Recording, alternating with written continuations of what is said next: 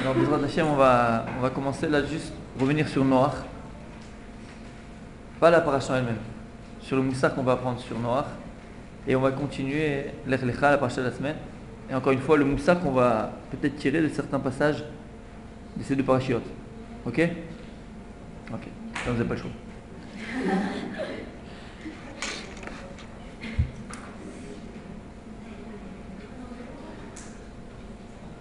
Alors déjà, vous êtes parti à la synagogue, Shabbat? Non. Non? Dernier. Ouais, non, vous êtes parti un petit peu, non? Bon. Un petit peu. Les Chachamim nous disent, c'est ramené dans plusieurs endroits, dans les Midrashim, dans plusieurs endroits, que la Koufa de Noach, la période de Noach, la génération de Noach, c'est une génération où il y avait un Shefarav. Il y avait une abondance énorme dans le monde. Une abondance matérielle, je parle. Énorme dans le monde. Le Midrashi, par exemple, il plantait une fois tous les 40 ans. Il plantait une fois tous les 40 ans. Et ça leur suffisait donc pour 40 ans. Une fois tous les 40 ans. Et pendant 40 ans, ils mangeaient de ce qu'ils avaient planté. Il y avait un shefa extraordinaire. Le Midrashi dit que Kadosh Baruch Hu, il a même pensé à donner la Torah à la génération de Noach. C'était une génération de Déa, dans le sens du savoir. C'était une génération très élevée spirituellement. Et c'est pour ça que, d'ailleurs, le Midrash dit qu'il plantait une fois tous les 40 ans. C'est exactement la même génération au niveau potentiel que la génération du désert. Pendant 40 ans, on était nourri de la manne. Pareil, c'est la même prina. Au niveau spirituel, c'était une génération, parce que très souvent, quand on parle de Noach, on parle toujours du Maboul, du déluge, et que la terre et les habitants, et la terre et les animaux, ils se sont pervertis et roulés. On voit une génération comme des petits, oui ou non? C'est vrai? Non, il faut comprendre. Il dit que c'est une génération très élevée, très grande de niveau spirituel. Jusqu'à tel point qu'Akadosh a pensé à donner la Torah à cette génération-là. Vous vous rendez compte ce que ça veut dire? Ils étaient aptes à recevoir la Torah. Mais le problème il est que lorsqu'il y a la Parnassa, puisqu'ils n'avaient pas besoin de travailler, ils plantaient une fois tous les 40 ans. C'était des gens a priori intelligents, entre guillemets, donc ils n'avaient pas besoin de travailler. Mais si maintenant tu ne travailles pas et tu n'as pas d'occupation, parce qu'il n'y avait pas non plus la Torah, parce qu'ils ne voulaient pas la Torah. Pourquoi Dieu n'a pas donné finalement? Parce qu'il a vu que ce n'est pas une génération qui voulait la Torah. Alors lorsqu'il y a la richesse et il n'y a pas la Torah, qu'est-ce qui prend la place? Non. Hein? Les types ils s'ennuient. Ils s'ennuient. Si tu as l'argent et tu n'as pas la Torah, c'est quoi? C'est Ibiza, chemichement. Et c'est quoi Ibiza? C'est tout le luxe, toute la perversion, chemichement.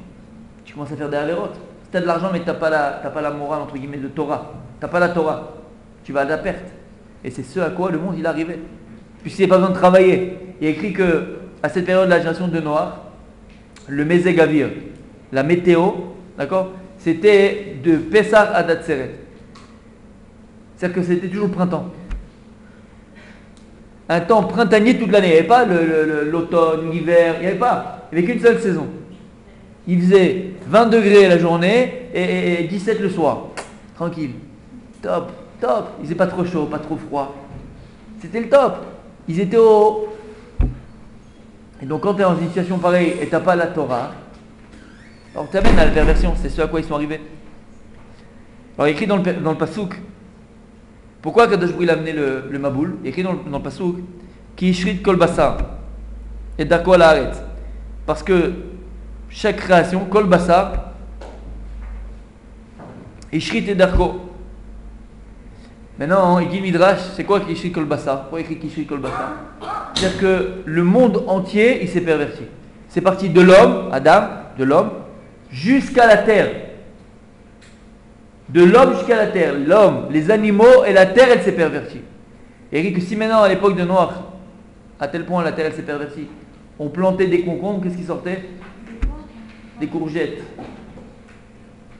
Si on plantait des melons, qu'est-ce qui sortait? Et a fait ce que vous voulez. Même la terre, elle s'est pervertie.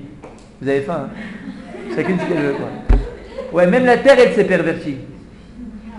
Même la terre, elle s'est pervertie. La Gemara dit que le chien, il allait avec le loup, il n'allait même pas avec une chienne, que l'âne, il allait avec le cheval.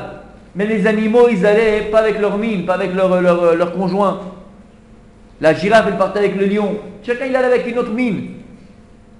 Et l'homme, lui-même, il s'est perverti.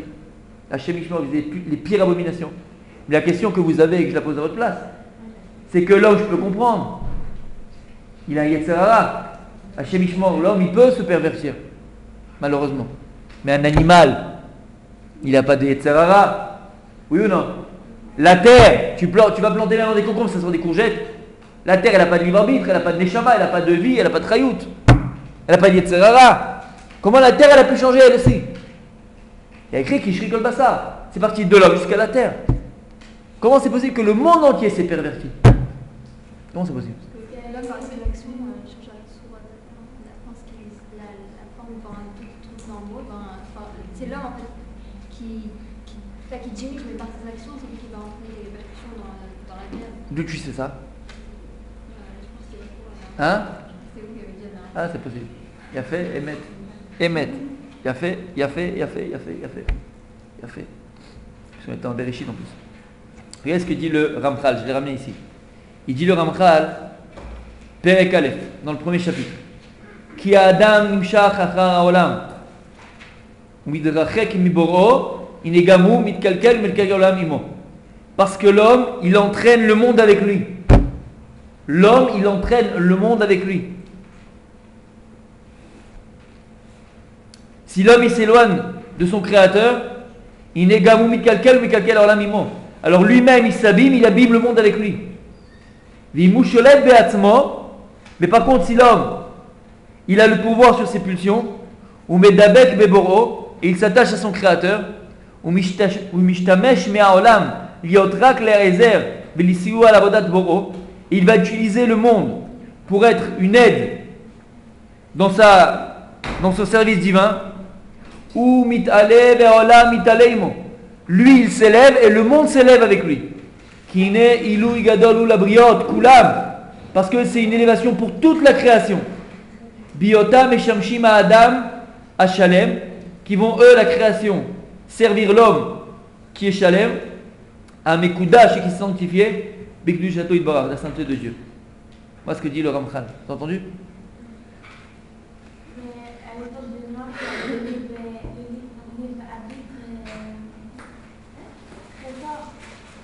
C'est-à-dire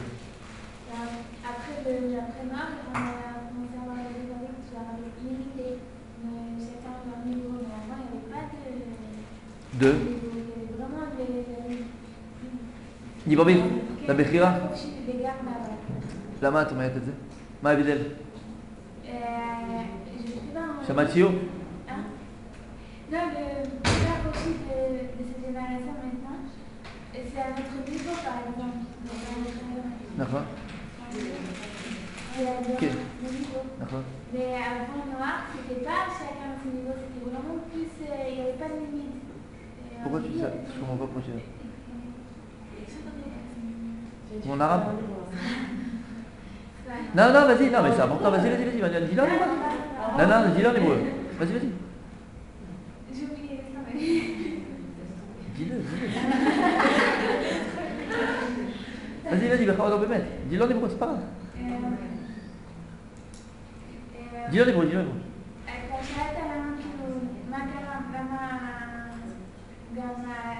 גם החיות וגם הארץ, השחיתה. של נוח. היה בחירה חופשית בלי גבולות. והיום? אבל היום הבחירה חופשית אין כאילו ברמה שלך. כאילו לא... יש גבולות בבחירה חופשית. איזה גבולות?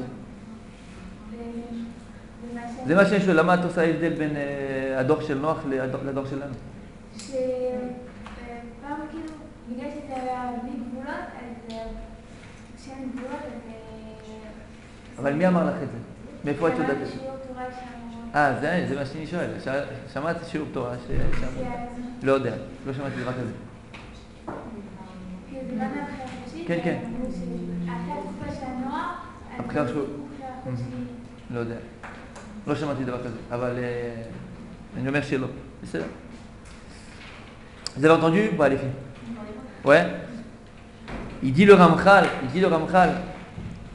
En vérité, la Torah, hein, on est bientôt dans les élections en France, ouais, partout, même aux États-Unis, en France, partout. Ouais. En France, c'est bientôt là. Et la Torah, bien sûr, on rigole, mais la Torah, c'est le plus grand parti écologique du monde. Pas d'ail. Qu'est-ce qu'il y a écrit ici? Tu sais ce qu'il y a écrit ici? Il y a écrit que la nature, nimshechet achare adam. La nature, elle dépend de l'homme. La nature, elle dépend de l'homme. Elle est entraînée par les actions de l'homme. C'est-à-dire qu'il y a une proximité, il y a une dépendance entre l'homme et la nature extraordinaire. C'est-à-dire que toute la nature dépend de l'homme. Le monde, il dépend de l'homme. Le monde, il dépend de toi. Il dit le Ramchal, l'homme dans ses actions, dans sa pensée, ou dans donc sa parole même, on va dire, il entraîne le monde avec lui. En fonction de comment l'homme il est, la nature elle est. Vous vous rendez compte ce que ça veut dire? Si l'homme, il est mis de calquel, c'est-à-dire que si maintenant toi dans tes actions, c'est quoi une action? Une action c'est le fruit d'une pensée. Oui ou non? Je ne peux pas agir si avant je n'ai pas pensé. Donc en vérité, en fonction de comment tu penses, en fonction de comment tu parles, en fonction de comment tu agis, la nature, elle va prendre la forme de ce que tu es. Alors ça c'est au niveau du prat, alors au niveau du klal, au niveau collectif. Lorsque l'humanité tout entière, elle est dans un certain niveau, dans un certain sens, dans un certain kivoun, dans une certaine direction, bonne ou moins bonne, chas v'shalom. C'est-à-dire que la nature, elle prend la forme que l'humanité, elle prend. Et lorsqu'au dehors d'Adam Arishon, de Noah, pardon, l'humanité, elle s'est pervertie, qu'est-ce que ça a entraîné le Ramchal? Grâce à ça, on comprend. C'est que même la nature, elle s'est pervertie. Parce qu'en vérité, la nature telle que tu la vois, elle dépend de toi, l'homme. Elle dépend de ce que tu es. Elle prend la forme de ce que tu es. Vous comprenez? Oui, mais alors, pourquoi c'est une psychologie? Parce qu'il est quand même l'état de film, c'est élevé. En potentiel, c'est ce qu'on vient de dire. Ah. Mais lorsqu'ils n'ont pas pris ce potentiel, ils ne l'ont pas sorti dans le réel, dans le monde de l'action, ils ne sont pas devenus ce qu'ils devaient devenir. Et au contraire, ils ont utilisé tout ce shefa là, toute cette abondance que Dieu a donnée. Pourquoi il te l'a donnée? Pour que tu puisses tranquille, la date, pour que tu apprennes à le connaître, à le savoir.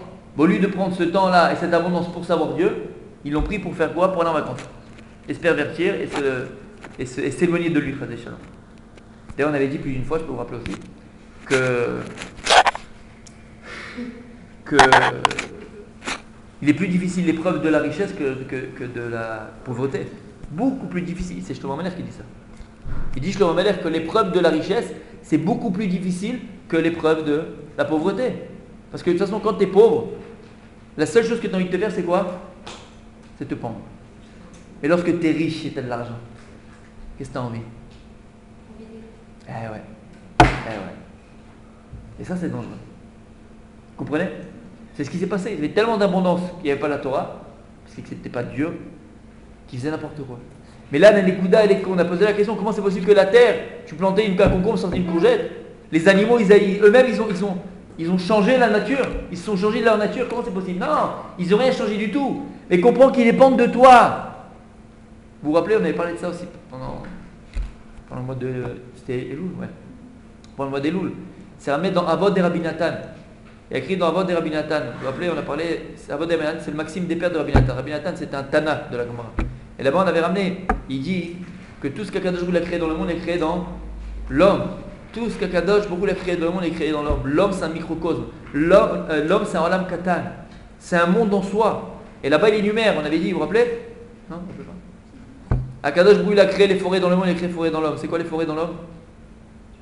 Les cheveux. Dieu, il a créé les mers. Si, on avait dit, c'est certain.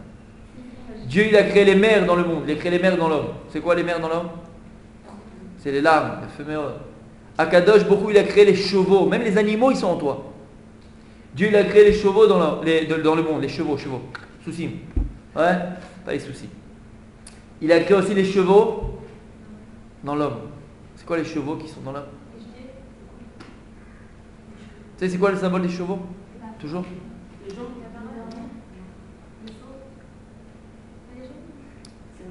Non, on a des le cœur, le cœur.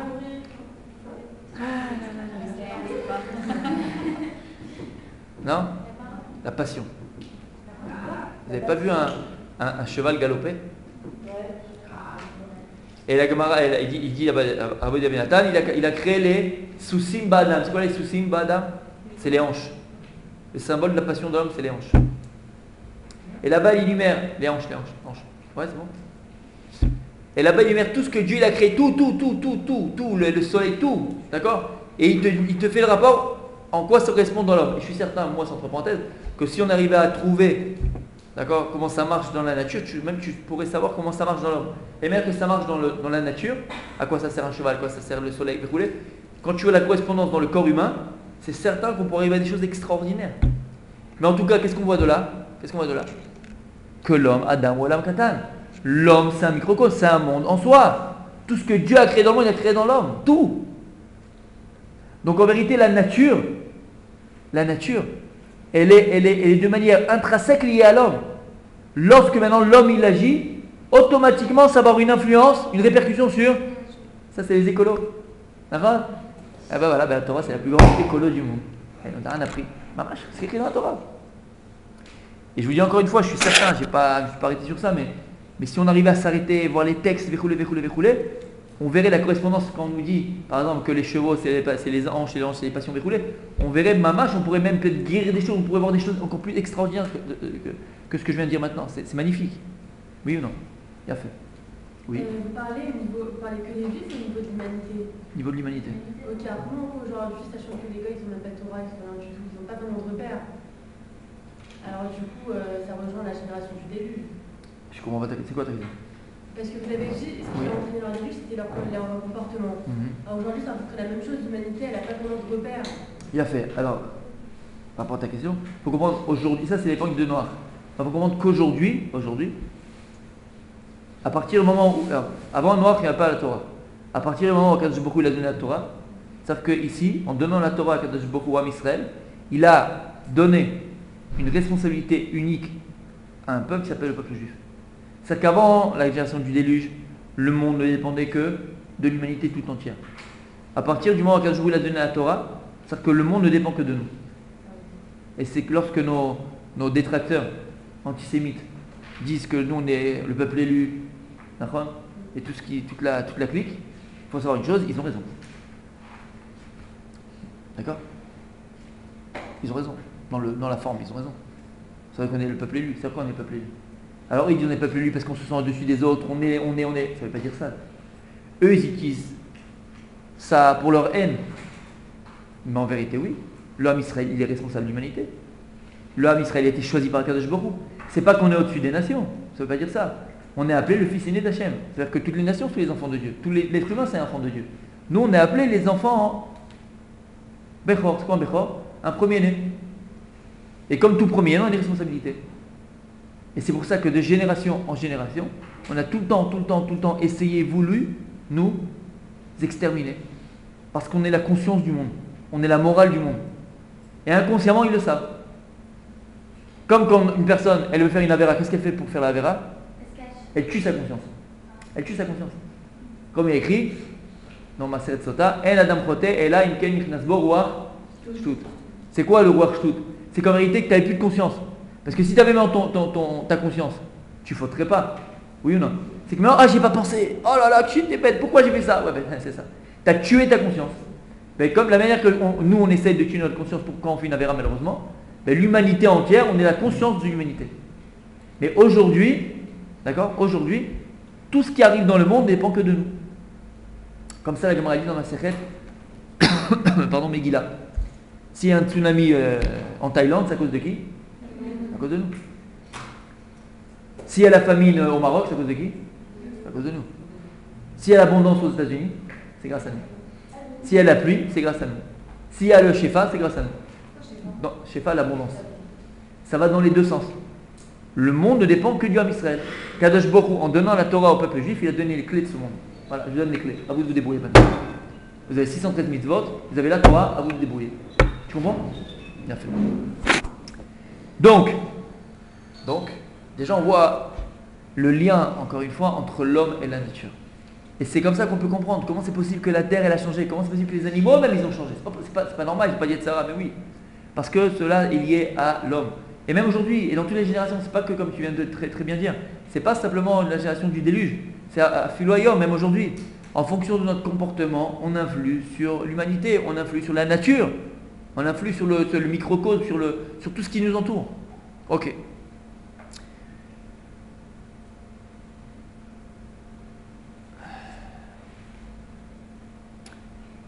Alors de là, je voulais sortir un moussard extraordinaire. C'est que on voit au niveau collectif, comme on a dit, que la nature, elle dépend de l'homme. Mais en vérité, regardez comment Akadosh Baruch Hu nous a créé, quelle force il nous a donné, chacun d'entre nous. Vous savez qu'aujourd'hui, on n'est pas très très loin de la génération du déluge. Vous savez que le Dor HaMaboul, Akadosh Baruch Hu, il dit à Noach, on ouvre une petite parenthèse, d'accord? Akadosh Baruch Hu, il dit à Noach, lorsque Noach, le déluge il est passé, le Maboul il est passé, il sort de la Teva, et Noach, il va faire une alliance avec Akadosh Baruch Hu, il va faire une brite, d'accord? Et qu'est-ce qu'il a demandé à Hachem? Il va demander à Akadosh Baruch Hu, Akadosh Baruch Hu, à quoi ça sert d'avoir créé un monde si tu le détruis à chaque fois? Alors moi je ne veux pas repeupler le monde, tu me fais un serment, tu me jures que tu ne ramènes plus le Maboul sur la terre. Oui? Bien fait. Et Akadosh Baruch Hu dit, ok, je te donne un signe. C'est quoi le signe? L'arc-en-ciel. Comment il est écrit dans les versets? Et kashti natati ba'anan. Et il dit à Kadosh Baruch Hu, et kashti, c'est quoi donc mon arc? L'arc-en-ciel. J'ai mis dans les nuages. Ba'anan, c'est dans les nuages. Entre parenthèses, c'est que les couleurs dans l'arc-en-ciel, c'est aujourd'hui le drapeau de ces cocos là, chimiquement. D'accord? Des cocos et des cocottes, sans rentrer dans les détails. Ouais? C'est la génération du déluge. Pourquoi ils ont pris ça comme drapeau? Ils ont pris ça dans leur drapeau. C'est vrai ou c'est pas vrai? C'est leur drapeau. Stam, vous croyez? Son réveil le matin, il a dit on prend ça? Non. C'est la génération du Maboul. Pas shoot. C'est pas Stam. Alors qu'est-ce qu'il y a écrit dans les versets? Et kashti natati be'anan. Donc j'ai dit, je vous une parenthèse. Écoutez bien, c'est quelque chose de magnifique. Le Khatam Sofer, à chaque fois qu'il arrivait à Bachad Noir, il disait ce pasouk. Et kashti natati be'anan. Quand tu prends le mot kashti, comment on écrit kashti? Kouf, shin, tab, yud. Et il disait comme ça le Khatam Sofer. C'est quoi kashti? Kdushati. Ouais. Kdushati. Après. Shemi, mon nom. Et Emini. D'accord? C'est quoi? Kashti. C'est quoi Kashti? Gdushati. Shemi. Après Dalet c'est Kashti. Kashti, ok? Tav c'est Torati. Et Yemini. D'accord? Attends, c'est quoi Dalet? Kashti c'est mon arc. Gdushati, Shemi, Torati et Yemini. D'accord? Et comme tu as très bien dit, ça correspond à quoi? À la fin de la Mida. Et à la fin de la Mida. Qu'est-ce qu'on dit à la fin de la Mida?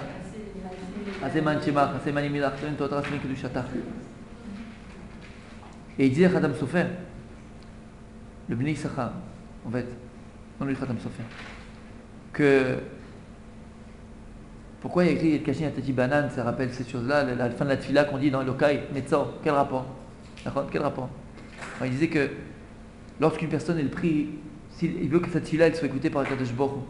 Arrête la Gemara dit Maseret Brachot, à partir du moment où le Beit Mikdash a été détruit, Ninalou Sharet Tfila, les portes de la prière elles ont été scellées. Les portes de la prière ont été scellées. C'est-à-dire que maintenant, le vrai Khorban, la vraie destruction, c'est que notre prière elle arrive plus qu'à Hachem. Comment faire pour que notre Tfila elle arrive jusqu'à Hachem? Et Kashti Natati Banan. C'est quoi Kashti? Il dit tout le secret, il est à la fin de la Mida. Lorsque maintenant une personne elle prie, pourquoi elle prie? Parce qu'elle a une Sarah. Une personne elle prie parce qu'elle est dans l'épreuve. Une personne elle prie parce qu'elle a une souffrance. Mais une personne elle doit savoir que l'épreuve dans laquelle tu te trouves, la souffrance dans laquelle tu vis, en vérité c'est quoi? C'est la conséquence. La conséquence de quoi?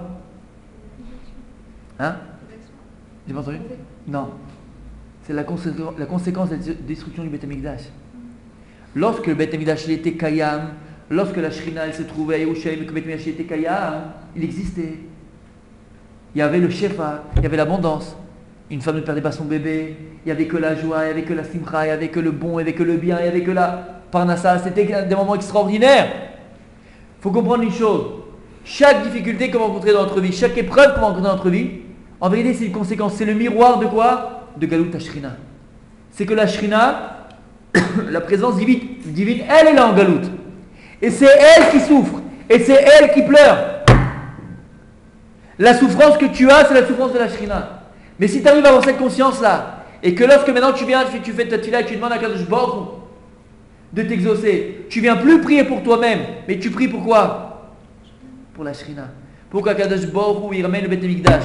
Pour qu'Akadosh Baruch Hu il amène la Géoula. Pour que le nom d'Hachem il soit sanctifié, pour glorifier le nom de Dieu. Et tu dis en vérité, Aseleman Shemach Akadosh Baruch Hu, Aseleman Iminach, Aseleman Todatar, Aseleman Kedushatar. Tu pries pour toi. Alors là il dit Khatam Sofer, ta tefila, elle arrive ad Kisei HaKavod. Parce que, pourquoi notre tefila n'arrive pas jusqu'à Hachem? Parce qu'il y a des anges qui sont Mekatrigim, il y a des gens qui viennent qui nous accusent. Mais lorsque tu viens, et c'est plus toi qui pries, mais c'est une prière qui est avec le Boré Olam, mais qui c'est qui peut se dresser devant elle? Personne. Ils ont honte. Sageri et kashinatati ba'anan. Les ananim, c'est les écrans qu'on met entre nous à Hachem. Mais derrière les nuages, le soleil brille tout le temps. Akadosh Baruch Hu il est là. Pour que notre fila, elle arrive à transpercer les cieux, donc les nuages, alors il faut que ce soit notre fila, biprinat kashti. Prier pour Akadosh Baruch Hu, pour la gloire d'Hachem. Et après, tu pourras prier pour toi. Tu as une chance que ta tefila elle soit écoutée. Sur un thème. On ferme la parenthèse. Si on a compris, on revient à ce qu'on disait, que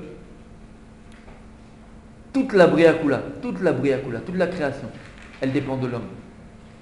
Lorsqu'Akadosh Baruch Hu il a demandé à Noah de se sauver et de sauver son âme, alors qu'on était dans une période où Akadosh Baruch Hu il a détruit le monde, il lui a demandé de construire une teva.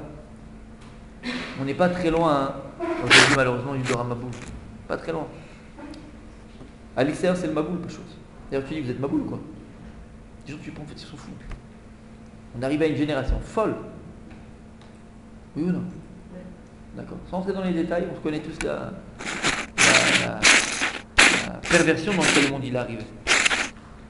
Moi aujourd'hui aussi, Akadosh Baruch Hu il nous demande de construire notre teva. C'est quoi la teva aujourd'hui? Il a fait, et c'est le Beit HaMidrash pour un homme. C'est le Beit HaMidrash. Et c'est notre maison. Emet. Le foyer c'est la teva. Le seul endroit où tu es protégé, normalement, c'est ta maison. Maintenant, je vais dire une chose. Akadosh Baruch Hu, il a demandé à qui de construire la teva? À Noah. Mais qui a été sauvé du déluge? Qui? Noah, sa femme, ses enfants. Il n'y a pas que lui. D'accord. Donc eux aussi, ils étaient tzadikim. Il n'y a pas que Noah qui était. Dieu, Hachem, il a sauvé que les tzadikim. Donc s'ils n'étaient pas tzadikim, il n'aurait pas sauvé ses enfants. Oui ou non? Il a fait. Maintenant, à qui il a demandé d'écrire? Il a demandé à Noah parce que c'est l'homme. C'est lui, il a la force, sa femme ne va pas avoir construit, c'est faux, c'est pas ça lui vient. Akadosh Baruch Hu, il a demandé à Noah de créer la teva. Pourquoi? Parce que dans le foyer, il y a aussi deux facettes du foyer. Celui qui construit la teva, celui qui construit le foyer, c'est l'homme. Alors l'homme, qu'est-ce qu'il construit du foyer? Hein? Il a fait l'extérieur. C'est lui qui construit le bateau, c'est lui qui construit l'extériorité de la maison. C'est lui qui. C'est quoi les questions? Ça veut dire quoi les pierres? Ça veut dire quoi l'extériorité de la maison? C'est lui qui construit la protection de la maison. C'est l'homme qui protège la maison. Donc qui c'est qui crée l'intériorité de la maison? La pneumoute de la maison, c'est la femme. Mais la teva, c'est l'homme qui l'a créée. Oui, c'est l'homme qui l'a créée. Tu sais, des fois je me comprends pas moi-même, alors fais difficile. Je disais que c'est à l'homme qui incombe de créer la teva. Et c'est quoi le foyer? C'est quoi de créer le foyer? C'est quoi créer la maison? Dans la maison, tu as deux facettes. Je t'ai panim. Tu as la panim chitzoni, vepnimi. Le chitzon, c'est quoi en fait? Chitzoniout, c'est le magen. C'est la protection de la maison. Ça, c'est l'homme qui construit. La pnimiout, c'est la femme. Le tochen, c'est la femme. Il incombe à l'homme, et bien vos futurs époux, de construire la protection de la maison. C'est lui. Et ça veut dire quoi que l'homme il construit il construit l'arche. C'est lui qui construit la teva. C'est lui qui fait la protection de la maison. C'est lui qui construit l'extérieur de la maison. L'homme, c'est lui qui met les règles dans la maison. Prenez pas ça mal, hein, les filles. On va s'expliquer. Mais c'est l'homme qui met les règles, c'est pas la maman. La maman, on a dit, c'est le tochen. L'homme, il met les règles. C'est quoi une protection? Protection, c'est les limites. C'est l'homme qui fixe les limites. C'est l'homme qui fixe. C'est le papa qui fixe les limites. C'est pas la maman. C'est pas la maman. C'est pas le travail de la maman. C'est le papa qui fixe les limites. À quelle heure on rentre, à quelle heure on sort. Ce qui va se trouver dans cette maison-là ou pas. Internet, pas internet. Ch'touillotte, pas ch'touillotte. Comment? Quelqu'un parlait? Ah.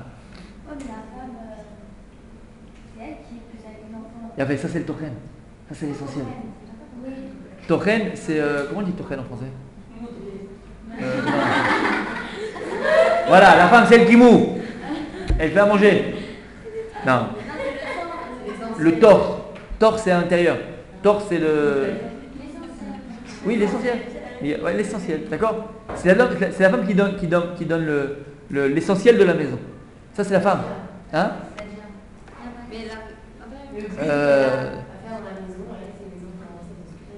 La femme, je vais te dire, la femme, c'est celle qui donne le tempo. La femme, c'est celle qui va parler aux enfants. La femme, c'est elle qui transmet la Torah, c'est pas le papa.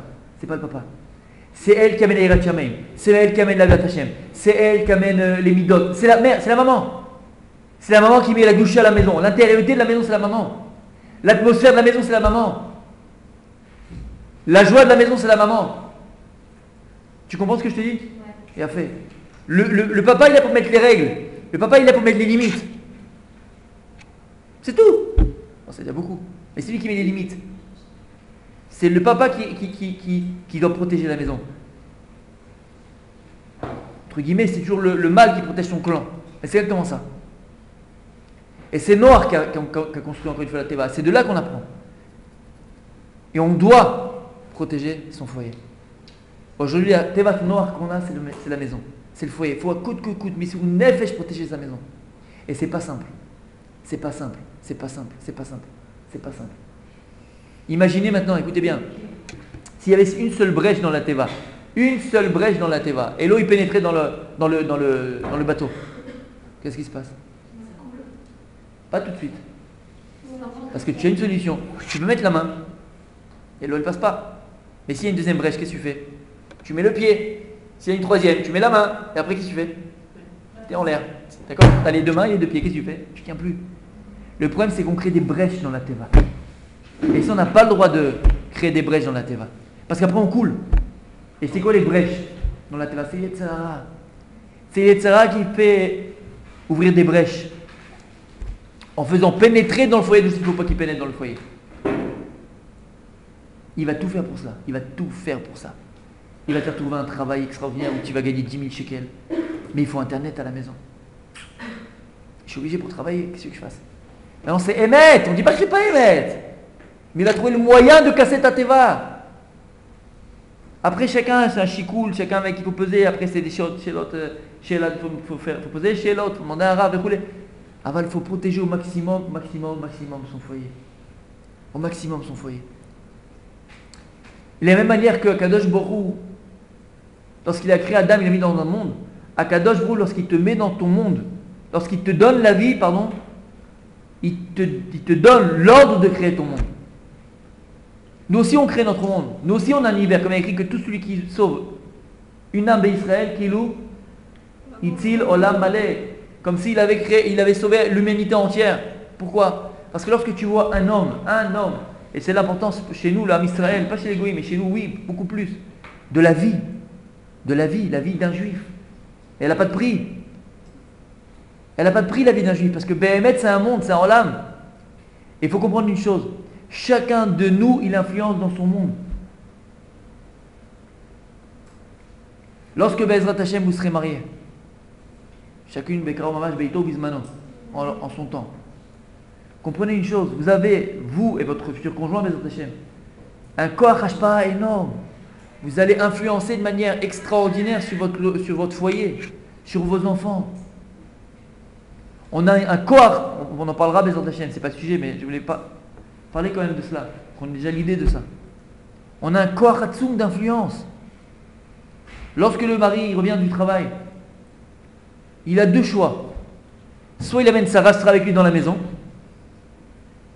et le scénario de sa soirée, c'est lui-même qui l'a écrit. Il va faire la tronche à sa femme, il va lui parler, les enfants, j'ai pas le temps, j'ai pas que ça à faire, je suis fatigué, moi aussi je travaille, moi aussi je bosse, moi aussi j'ai ma vie, lâchez-moi, je suis fatigué, j'en peux plus. Tu vas influencer sur le déroulement de ton foyer, de tes enfants, de ta famille, de ta femme. On a un corps Hatsum d'Ashpa. Ok? On en parlera, on fera un cours que sur l'Ashpa, Bezrat Hashem. Bon, l'influence. C'était juste une petite introduction, Mamash, pour se chauffer, quoi. Alors maintenant, je vais arriver à ce que je voulais arriver avec vous, le vrai sujet. On voit dans la paracha de Noach que Noach, lorsqu'il veut savoir si le Maboul il s'arrêtait, le déluge il s'arrêtait, il va envoyer le corbeau, le Horev. Et la question elle est toute simple. Il y avait combien de sortes d'animaux, de volatiles dans la Teva? Hein? 7. Non, 7 des théorim et 2 des tmeim. D'accord. Et combien de sortes d'oiseaux il y a dans le monde? Des milliers. Il y a des milliers. Je sais pas, je connais pas, mais des milliers d'oiseaux. De sortes. Le corbeau, le machin, le moineau, je sais pas moi, l'aigle, mais c'est rien ça. Des milliers, d'accord ou pas? Ok. Pourquoi Noach il a envoyé le corbeau? Pourquoi il n'a pas envoyé la cigogne? Pourquoi il n'a pas envoyé le nécher, l'aigle? Pourquoi? Alors tu m'aurais dit, bon, s'il a envoyé l'aigle, tu m'aurais posé la question aussi. Ouais, il a fait, pourquoi? Pourquoi il a choisi le corbeau? C'est pas la réponse que j'ai depuis qu'on est petit, là. Quoi? La réponse depuis qu'on est petit. Ben je sais pas, c'est quoi la réponse depuis que t'es petite? Que c'est le corbeau qui l'a envoyé. Ouais, il a envoyé le corbeau. Le corbeau, il se pose pas sur l'eau. C'est ça, non? Je sais pas. Et qu'il passe sur l'eau, donc il savait que s'il allait revenir, Oui, qu'il y mais avait un non, ça c'est la colombe. Ah, c'est la colombe. Après il a envoyé la Yona, après il a envoyé la colombe. Le corbeau, c'est pas. Mais Ouais, genre, il est parti en fait. Il fait peur. Ben alors on l'envoie pas s'il fait peur. le corbeau, Le corbeau, il serait pas revenu à la Teva, il serait parti. Où? Il serait parti. Il l'a envoyé pour voir si. Alors j'ai pas compris. Mais il serait c'est pas pas revenu. revenu là.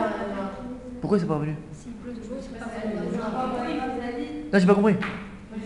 Après que quand il a envoyé le corbeau, il savait qu'il allait pas revenir. C'est pour ça qu'après il a envoyé la colombe. Et la colombe a envoyé Elle dit pas son foyer. Mais pourquoi il devait revenir? Ben s'il revient pas, c'est-à-dire que la terre elle est sèche, c'est bon, ça c'est bien. Mais il est revenu le corbeau. Badaï.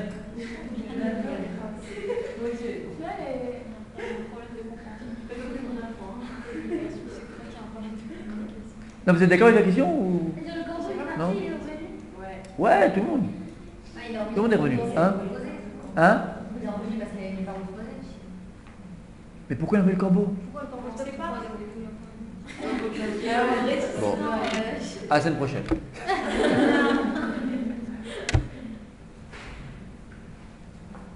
Non? Stam, c'est le matin, c'est le premier qu'il a vu. Tac, vas-y. Sûrement qu'Hachem lui a dit, moi je sais pas. Ah, ça c'est pas mal. Hachem lui a rien dit du tout. Il l'a fait tout seul. Tenace. Tenace. Hein? C'est-à-dire? J'ai vu, mais il y avait pas de conjoint. Mais pas ça dans la réponse. Le corbeau, le conjoint, le conjoint. Peut-être, on va voir. Alors, ça doit être ça, je vais la Non, je sais pas. Non plus.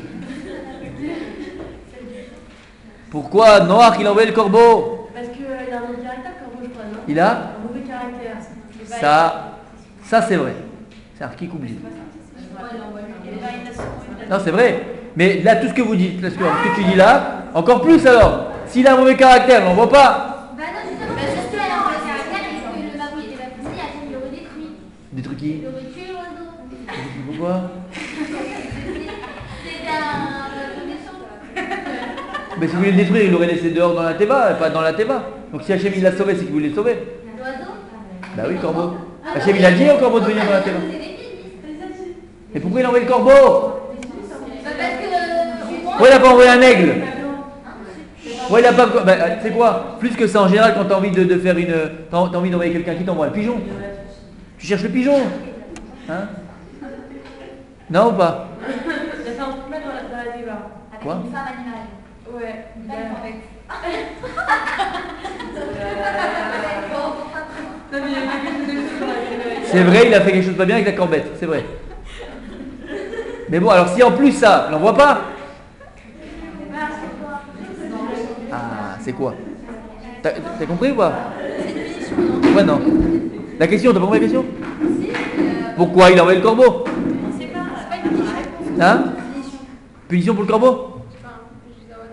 Pourquoi? Parce que justement, il y a plein de trucs de mal. Je sais pas si c'est vrai. C'est pas mal, c'est pas mal, j'aime bien ce qu'elle vient de dire. Elle a dit une punition. C'est pas mal. Ouais, c'est pas mal. Alors si tu as dit déjà ça, alors on va y aller.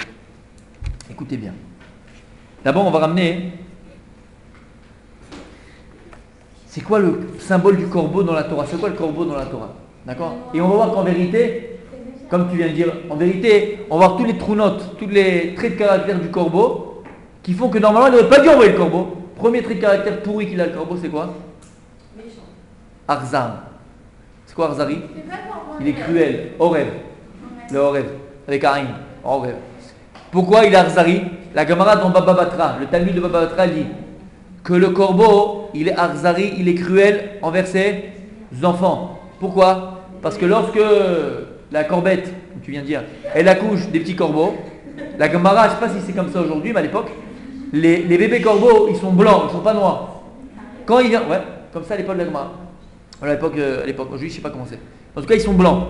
Alors lui, il est noir. Lorsqu'il vient dans le nid et il voit ses enfants blancs, lui, il est noir. Sa femme, elle est noire et le bébé, il est blanc. C'est le facteur. Il dit, c'est pas mes enfants. Qu'est-ce qu'il fait? Je rigole pas. Qu'est-ce qu'il fait? Non, il les abandonne. Et il les laisse mourir. Et de quoi ils se nourrissent? De leur excrément. Ouais. Exact, ça le dit. Et maintenant, on voit qu'il est cruel. C'est quelqu'un qui abandonne ses gosses. Deuxièmement, écoutez bien ce qu'elle dit la Gemara. La Gemara dans Maseret Menachot. La Gemara elle dit que là-bas, la Gemara dans Menachot, elle donne tous les détails de la construction du Beth Amikdash. Comment il était fait, quel endroit, quelle chose, combien de mètres, combien d'amas, combien de. Et après, la Gemara là-bas elle dit qu'au-dessus du Beth Amikdash, il y avait des pics. On mettait des pics sur les pierres, des pics. Pourquoi? La Gemara dit pour ne pas que les corbeaux viennent se reposer au Beth Amikdash. C'est bizarre. Si maintenant tu viens et tu mets des pics ici, d'accord, dans la P7, pour pas que les oiseaux y viennent, c'est pour pas que les oiseaux y viennent, pas que les corbeaux. Si tu mets des pics, c'est tous les oiseaux qui peuvent pas venir, c'est pas que le corbeau. Mais qu'est-ce qu'il dit la Gemara? Akadosh Baruch Hu dit pour ne pas que les corbeaux y viennent. Pourquoi Akadosh Baruch Hu ne veut pas que les corbeaux viennent au Beth Amikdash? C'est-à-dire que Dieu ne veut pas que les corbeaux. Si maintenant c'était un pigeon, Dieu ça c'est pas grave, il peut venir. Si c'était un aigle, il peut venir. Non, le corbeau je veux pas qu'il vienne. Pourquoi? Non, l'aigle aussi c'est pas caché. Non, mais c'est pas pur. L'aigle aussi c'est pas pur. L'aigle, Il a fait. C'est quoi le symbole du Beth Amikdash? Le symbole du Shalom, symbole de la Rachmanout. Il dit à Kadosh Baruch Hu, il ne va pas venir cet animal cruel là dans mon Beth Amikdash qui est quoi? Dans ma maison qui est le symbole de la Rachamim. Quel est le symbole? Du Shalom. Ad Kedekar, écoute bien. Ad Kedekar. Ad Kedekar que même Hachem, il ne veut pas que le corbeau y vienne. Même Hachem, il n'aime pas le corbeau. Vous vous rendez compte ce que ça veut dire? Plus que ça, écoutez bien. Alors pourquoi il a sauvé dans le. Attends, on va tout expliquer. Plus que ça, le corbeau, il est appelé Chakran, c'est un menteur. Il est appelé Chakran, c'est un menteur le corbeau. Le Midrash il dit que lorsque Noach il a envoyé le corbeau, qu'est-ce qu'il a fait? Il est parti voir s'il y avait la terre, pas la terre. Il est parti? Non, qu'est-ce qu'il a fait? Il a tourné autour de la Théba.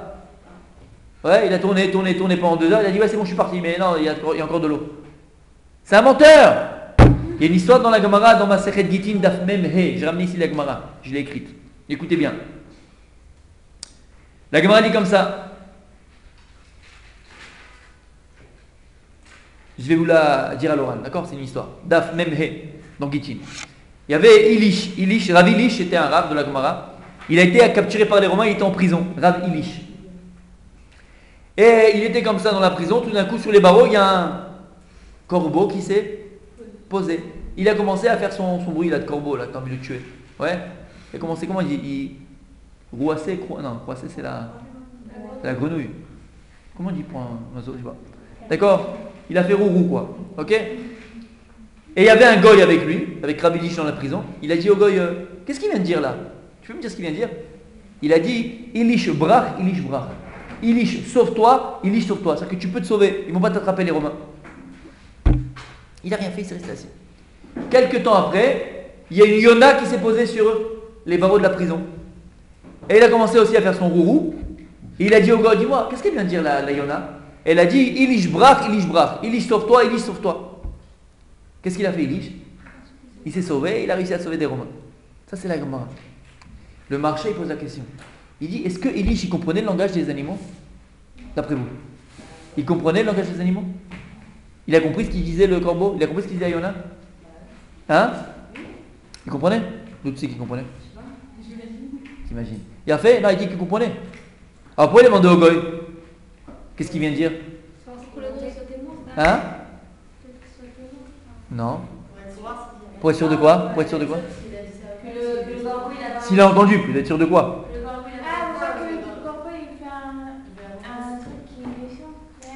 Non, mais pour la Yona, il a demandé. Il dit que c'est pas vrai qu'il a dit. Pourquoi? Il a entendu, il comprenait. Pour voir s'il comprenait la même chose. Ah, pour donner honneur au gars, genre. Non. Non, mais non, pour voir si un gars il va lui mentir. Pour qu'on ne pas que le corbeau il dise que c'est pas vrai. Et Yona, elle dit la même chose. Non, mais le corbeau il peut très bien mentir. Donc le corbeau, il n'a pas menti. Il peut très bien mentir, mais Et pour la Yona, pourquoi il a demandé? parce que le gars, Elle ment pas, la Yona. la connaît parce que c'est Et pourquoi il a demandé quand même au goy? Qu'est-ce qu'elle a dit? Alors tu comprends? c'est vrai que c'est la bien comme lui. Tu peux voir que la colombe et le corbeau ils disent pour lui, non? Écoutez ce qu'il dit le marcha, c'est un Moussar Askel, entre parenthèses pour la vie.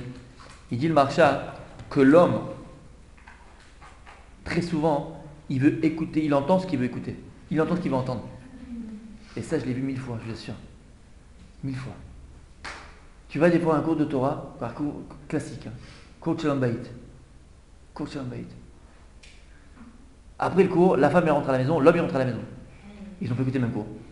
Mais s'il a dit ça, non il n'a pas dit ça, mais je te dis qu'il a dit ça. Mais tu as écouté quoi? T'as entendu quoi? En vérité, chacun il a pris ce qu'il voulait entendre. Ça existe pas. Vous comprenez? Quand c'est des cours particuliers, ouais. Non, quand c'est des cours particuliers, entre guillemets, quand c'est que l'homme et quand le couple il vient te voir que eux, ça s'appelle comme ça. D'accord?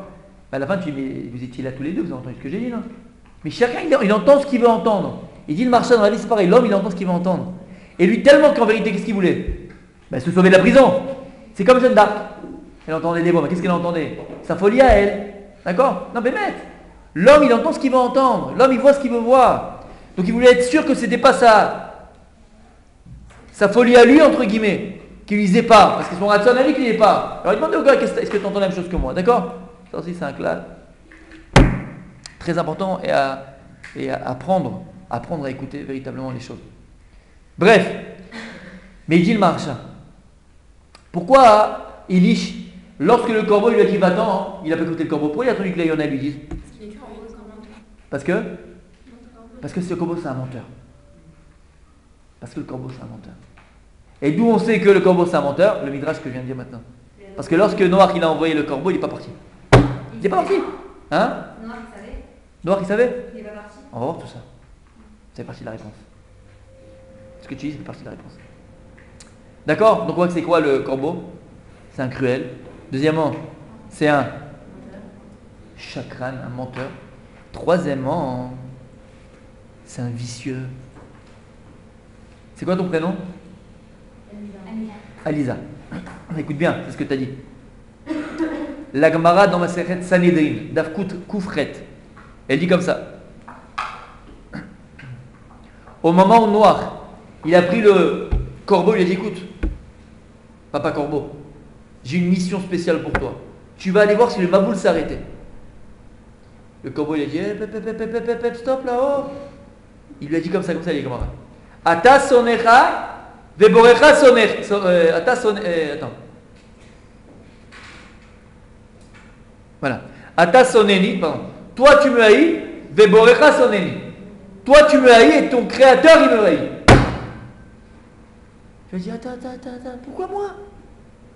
C'est pas moi le pigeon. Prends le pigeon. C'est le maboule dehors. Pourquoi tu veux moi que j'aille voir dans la galère? Et imagine le maboule il s'est pas arrêté. Imagine je prends une foudre sur la tête, je meurs. Il peut tout m'arriver. Pourquoi moi? C'est la Gemara, hein, à la façon tunisienne, mais c'est la Gemara qui dit ça. D'accord? Il dit pourquoi tu m'envoies moi? Écoutez bien.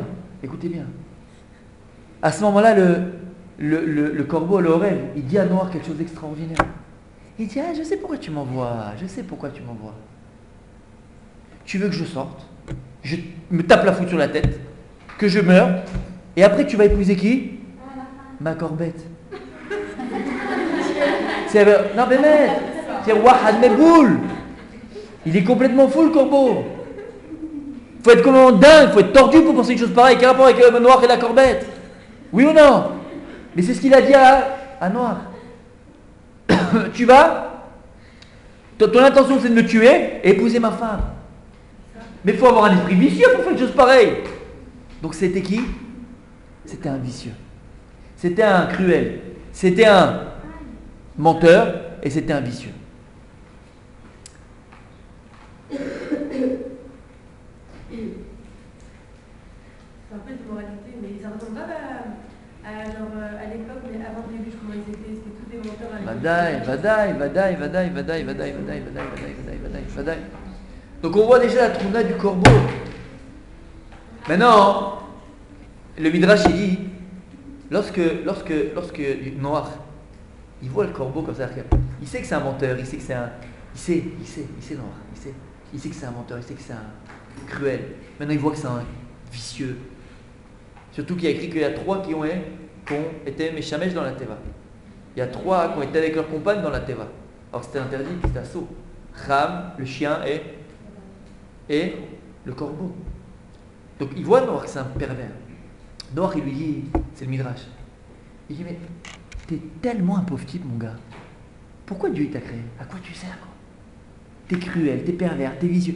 À quoi tu sers? Pourquoi Dieu il t'a créé? Comme ça, Noach il est Shoel et t'as Horeb. Et pourquoi Dieu il a créé le Horeb? À ce moment-là. Vraiment il sert à rien ce truc-là, c'est la cruauté par excellence. Mais Dieu il l'a créé. Hachem il a créé le Horeb, oui ou non? Pourquoi Hachem il l'a créé? Non. Pour que Noir il se rende compte en fait que par l'animal, il se rend compte comment que jusqu'à l'animal il est pervers comme ça, qu'il pense comme ça. Donc si je vois comme ça qu'un animal comme ça va me donner envie de. D'être un animal. Non, d'être comme ça et puis il va se rendre compte que les hommes aussi ils étaient comme ça. Bah il l'a vu ça. Mais toi à quoi tu sers? À quoi tu sers? Hein? Et à quoi il sert le corbeau? Pourquoi Kadosh voulait créer le corbeau? Vous savez pourquoi? Ah, ça fait plaisir. Vas-y. Non, mais je ne me rappelle pas, mais je me rappelle, il y avait une histoire. C'est ça. Parfait, c'est qui? C'est quand? C'est où? C'est quoi? Non. Écoutez bien, pourquoi Kadosh voulait créer le corbeau? Parce que quelques milliers d'années après, il va avoir un tzaddik, plus qu'un chacham. Eliyahu Hanavi. Eliyahu Hanavi. Pourquoi Hachem a créé le corbeau? Parce que quelques milliers d'années après, Eliyahu Hanavi, il va se cacher dans la grotte parce que on veut le tuer. Et pendant des mois, qui c'est qui va nourrir Eliyahu Hanavi? Le corbeau. Alors maintenant la question, vous avez toutes, je vais le dire juste à votre place. Ben, t'as qu'à donner un autre oiseau, Kadosh Baruch Hu utilise l'aigle pour nourrir. Non, Eliyahu utilise un pigeon, utilise des moineaux, utilise n'importe quoi pour le corbeau. Parce qu'Akadosh Baruch Hu a besoin du corbeau. Pourquoi? Parce que Eliyahu Hanavi à cette époque-là, il va se cacher dans la caverne. Parce qu'on veut le tuer, mais surtout parce que l'homme Israël il est en train de fauter. Et l'homme Israël était dans la souffrance parce qu'il fautait. Et là, Eliyahu Hanavi il était énervé contre le peuple juif. Il ne priait pas pour le peuple juif. Parce qu'il mérite ce qu'il reçoit, il mérite. Akadosh Baruch Hu, il va envoyer le corbeau pour le nourrir. Pourquoi le corbeau? En remèze, pour allusion à Eliyahu Hanavi. Pour lui dire, ne ressemble pas au corbeau, toi. Ne sois pas rasaré avec mes enfants. Même s'ils ne se comportent pas bien, même s'ils ne sont pas dans le droit chemin. Prie pour eux. J'ai pas compris. Que? Non, on va dire ce que tu avais dit par rapport au corbeau, c'est-à-dire David il est dans la grotte. Eliyahu Hanavi. Ah, dans la boîte et c'est le corbeau qui vient de la manger. Voilà, parce qu'il se sauvait et donc il était caché là-bas. Et comment il mangeait? Le corbeau l'aime la manger. Les corbeaux l'aiment la manger. Oui, mais c'est quoi le truc? Le truc avec quoi? Le truc avec quoi? Par rapport à quoi que vous avez dit pris quand même pour les enfants? Ah non, alors j'ai dit pourquoi il a fait. J'ai dit pourquoi quand il n'a pas donné un autre oiseau? Pourquoi le corbeau va nourrir Eliouanavi? D'accord? Il aurait pu faire nourrir Eliouanavi par un autre oiseau? Non. C'était une allusion à Eliouanavi, qu'à cette époque-là, Eliouanavi ne priait pas pour le peuple juif parce qu'il était énervé contre le peuple. Et Hachem lui montrait, ne sois pas zari comme le corbeau, ne sois pas cruel comme le corbeau qui nous passe ses enfants. Prie pour mes enfants, même s'ils ne méritent pas, prie pour eux. T'as entendu? C'est-à-dire que de là, on apprend quelque chose d'extraordinaire. Regardez, Akadosh Baruch Hu, il va créer un animal, il va le nourrir pendant des milliers, des milliers, des milliers d'années. Pourquoi? Parce que dans des milliers d'années, on va l'utiliser. Il avait compris que Vadaï, Vadaï, il a prié pour l'homme Israël, il a sauvé l'homme Israël, bien sûr. on peut même pas la nourrir, On peut, de toute façon, Vadaï, tout a une utilité et tout, de toute façon, est ramené à Hachem à la fin. Tout, Vadaï. Des fois on le comprend, des fois on ne le comprend pas. Et sur ça, écoutez bien, une histoire extraordinaire dans la Gemara, dans Masechet Baba Batra. La Gemara raconte dans Masechet Baba Batra, au temps de Rabbi Yehuda Nassi. Rabbi Yehuda Nassi, c'est lui qui a écrit la Mishnah. Rabbi Yehuda Nassi, c'était Beshnat Batzoret. C'est quoi Beshnat Batzoret? C'était la famine. Il y avait la famine en Eretz Israël, les gens ils ne mangeaient pas, les gens ils mouraient de faim. Et Rabbi Yehuda Nassi était très riche. Et qu'est-ce qu'il a fait? Il a ouvert toutes ses granges pour nourrir l'âme Israël. Mais il avait une condition. Il a dit comme ça: tout celui qui a Mishnah, Gemara, Torah, Mikra, il vient, il peut manger. Tout celui qui a Maaretz, je lui donne pas à manger. Vous vous rendez compte? Donc il a dit: je nourris que les Talmidei Chachamim. Celui qui n'est pas Talmid Chacham, je ne nourris pas. Il y a un qui s'appelle Rabbi Yonatan ben Amram. Rabbi Yonatan ben Amram, c'était un Tana. Il n'avait pas à manger, il mourait de faim. Il est venu chez Rabbi Yehuda Nassi. Il lui a dit: donne-moi à manger. Il lui a dit: attends, il y a une condition, je vois que c'est un Talmid Chacham. Ta Mikra, ta Torah? Il lui a dit non. Ta Mishnah? Il lui a dit non. Ta Gemara? Il lui a dit non. Ta Halacha? Il lui a dit non. Mais pourquoi il a dit non? Parce qu'il était un âme. Il ne voulait pas dire oui, j'ai la Torah. Non, il y avait tout. Il a dit non. Il a dit: alors dégage. Je ne donne pas à manger celui qui n'a pas la Torah. Rabbi Yonatan, c'est des tenaces. Là, je l'éteins. Rabbi Yonatan ben Amram, la Gemara nous dit, il est resté sur place. Il a supplié Rabbi Yehuda Nassi. Il a dit: Rabbi, paneseni ke oreb, ke kelev ke oreb. Il a dit: ok, j'ai pas de Torah, j'ai rien. Aval fachot, au moins. Nourris-moi comme le chien et comme le corbeau. Pourquoi il a dit: nourris-moi comme le chien et comme le corbeau? Hein? Même si dans la Teva ils ont sauté, dans Ouais. le Noir, tu as continué à les. Il a fait, c'est pas mal. Joli. J'apprécie. Elle a dit que même si dans la Teva ils ont fauté, Noach il les a quand même nourris. C'est vrai. Mais, écoutez bien. Il a dit: même si j'ai rien, moi je vaux rien. Mais au moins, nourris-moi comme les chiens, comme un chien. Pourquoi? C'est quoi un chien? Les chiens, ils ont un grand mérite. C'est quoi? Il a fait. Lorsqu'on est sorti d'Égypte, ils n'ont pas aboyé. Le Echef, élève les chonos. D'accord? Ils n'ont pas aboyé, donc ils n'ont pas fait peur. Il a fait, c'est de là. Ils n'ont pas aboyé. La sortie d'Égypte, c'est dans la Torah. Ils n'ont pas aboyé lorsqu'on est sorti d'Égypte, ils n'ont pas fait peur au homme Israël. Par le mérite que les chiens, ils n'ont pas aboyé quand on est sorti d'Égypte. La Torah, quelques années plus tard, elle va dire que toutes les tréfotes et névelotes qu'on a, à qui on les donne? La kelet tashlichun. Dès qu'on fait la shrita et c'est pas bon, à qui on donne à manger? Aux chiens. Pourquoi? Parce que le grand-père chien en Égypte, il n'a pas aboyé. Donc le chien, il a eu quoi? Srout avot. C'est ce qu'il a dit, Rabbi Yonatan. Il a dit à Rabbi Yehuda, il lui a dit: Rabbi, panesini ke kelev, nourris-moi comme un chien. Peut-être que je dis: moi j'ai rien entre les mains. Peut-être que je n'ai pas de Torah. Avale-moi, j'ai srout avot, par le mérite de mes pères. Alors nourris-moi. Et si jamais j'ai pas le mérite de mes pères, parce que même mes pères c'était des nazes, alors les fachot, nourris-moi comme le corbeau. Pourquoi le corbeau? C'est quoi le corbeau? Le corbeau c'est quoi? Le corbeau il a un autre moussag. C'est quoi le moussag du corbeau? Srout. C'est le srout banim. La Gemara elle dit, Lech Lecha, parasha de la semaine. Lorsque Abraham Avinu il s'est jeté dans le feu avec Nimrod, il s'est jeté dans le feu, ouais. Il y a écrit là-bas qu'Hachem il devait brûler, il devait mourir, Abraham Avinu, il devait mourir. Ça aurait été un grand acte héroïque qui a fait Méhod, mais il devait mourir. Par le mérite de qui il a sauvé Abraham Avinu Akadosh Baruch Hu? Il dit le Midrash par le mérite de Yaakov Avinu. Lorsqu'Akadosh Baruch Hu a vu que Yaakov allait sortir d'Abraham Avinu, il a sauvé qui? Abraham. Et bien il y a Srout Avot, il y a Srout Banim. Parfois Akadosh Baruch Hu il va sauver le père par le mérite du fils.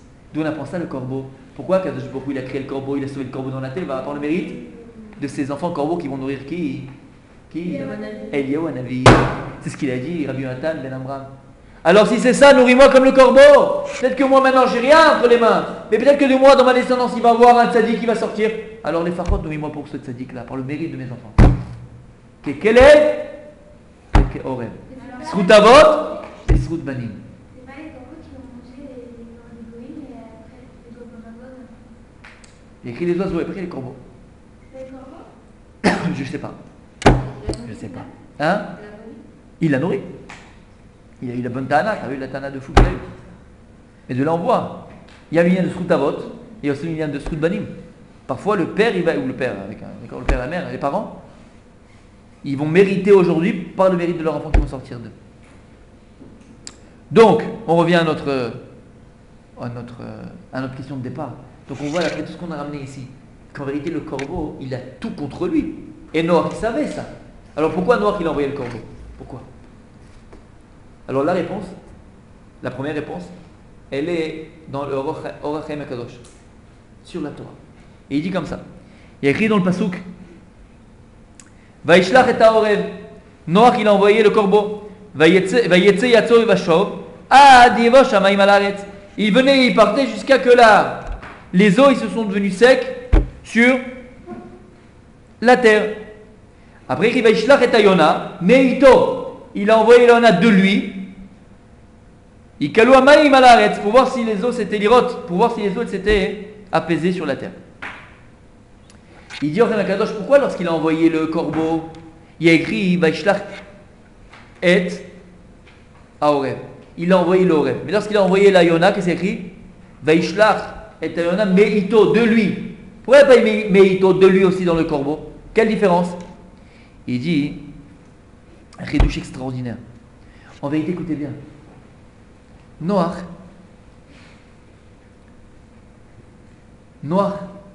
il n'a jamais eu l'intention d'envoyer le corbeau. Jamais. Chidouche. Il ne voulait pas envoyer le corbeau. Il l'a envoyé. Non, c'était un coup de vis. C'est ce qu'il voulait, Noach, il dit Noach voulait une chose. Se débarrasser du corbeau depuis le départ. Il savait que c'était un cruel, il savait que c'était un Arzari, il savait. Mais il ne pouvait pas. Pourquoi? Parce qu'Hachem, il a demandé de le sauver. Donc Hachem, il devait sauver le mine, il devait sauver le mine du corbeau pour que plus tard, il va sauver Eliyahu Hanavi.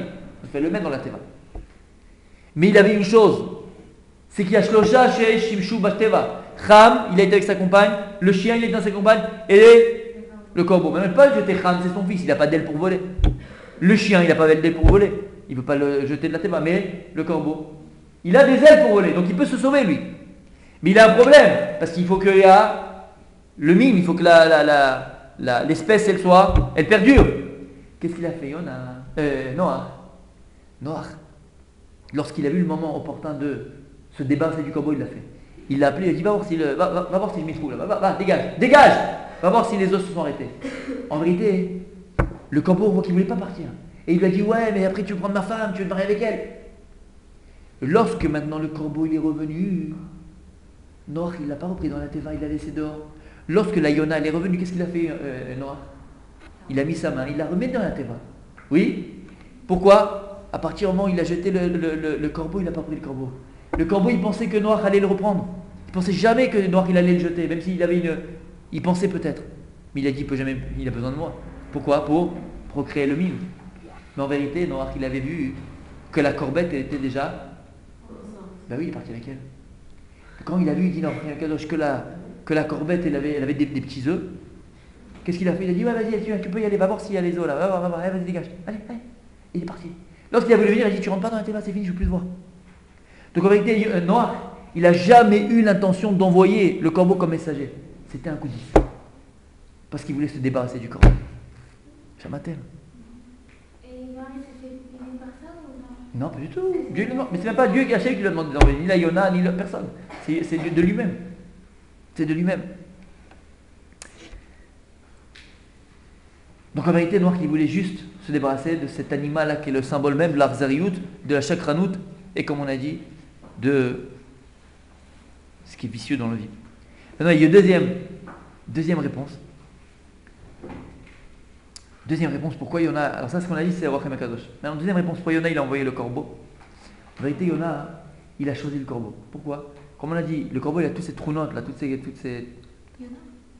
Noir, toujours.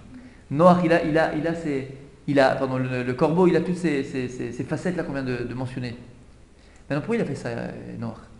Parce qu'en vérité, il voulait, par cela même, éveiller la Vachavim d'Hachem, éveiller la miséricorde d'Hachem. En envoyant le corbeau, il lui dit à Kadosh Baruch Hu, regarde, tu ressembles au corbeau. Tu n'as même pas eu pitié sur l'humanité, tu n'as pas eu pitié sur tes enfants, tu les as détruits comme ça, Kadosh Baruch Hu. Il voulait qu'Aviachol Noir faire un moussard à Dieu. Comme ça, il dit Midrash. Et sur ça, il dit, Rav Shilat, il dit, mais attends, comme ça, Noir, il peut parler à Dieu.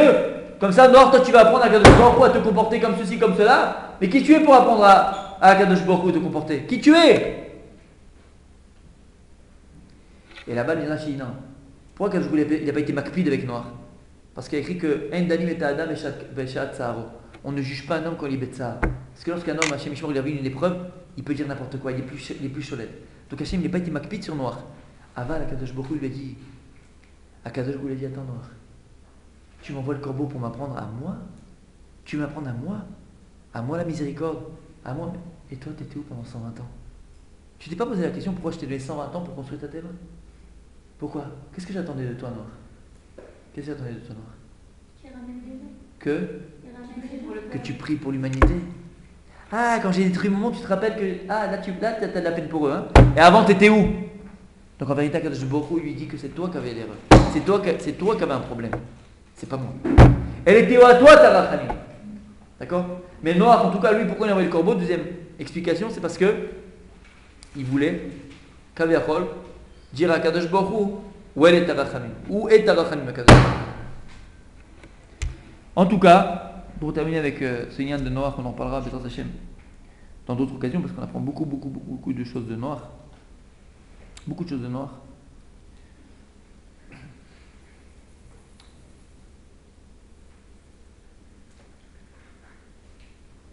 Que, comme on l'a dit, c'était une génération très très grande, c'est une génération très très élevée spirituellement parlant.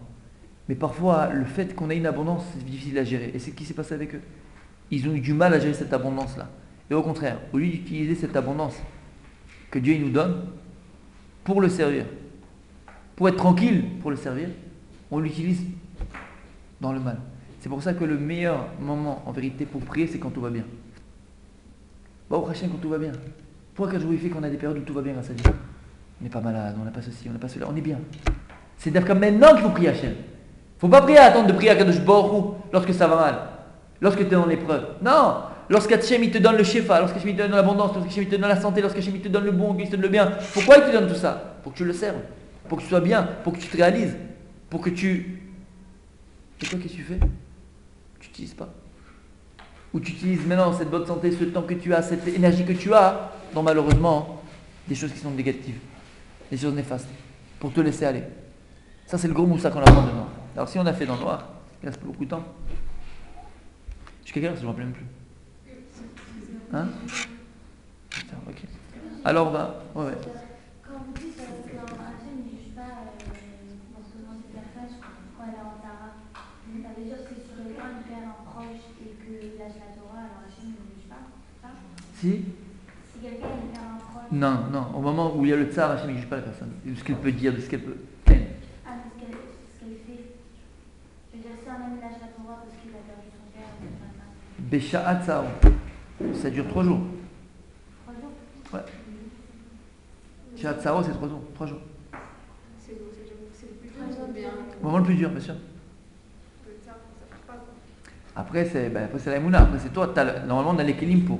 On a les. Mais Bécha'a, non, que du coup, non. L'homme, il perd la tête. Il peut perdre la tête. D'accord? Il a fait bon. Tout cela pour, en vérité, arriver à ce dont on est arrivé, c'est Avraham Avinu. D'accord? Parashat Lech Lecha, Avraham Avinu.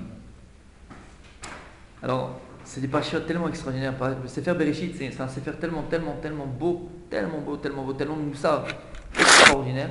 On va commencer par une Nekuda, et Bezrat Hashem, on va essayer la semaine prochaine de développer d'autres points hein, par rapport à Avraham Avinu. Qu'est-ce qu'on apprend d'Avraham Avinu? Qui c'est Avraham Avinu? Alors, on va ramener un Midrash. Là, on passe à un autre sujet. Là, on passe maintenant à Avraham. Je voulais commencer par Noach. On n'a pas pu faire Bereshit ensemble, mais tellement de choses aussi dans Bereshit. Et faire le lien après avec Avraham Avinu. Il y a un Midrash. On en reparlera, d'accord, la semaine prochaine aussi, mais sur cette Nekuda là, Bezrat Hashem. Alors, il y a un Midrash qui est très connu.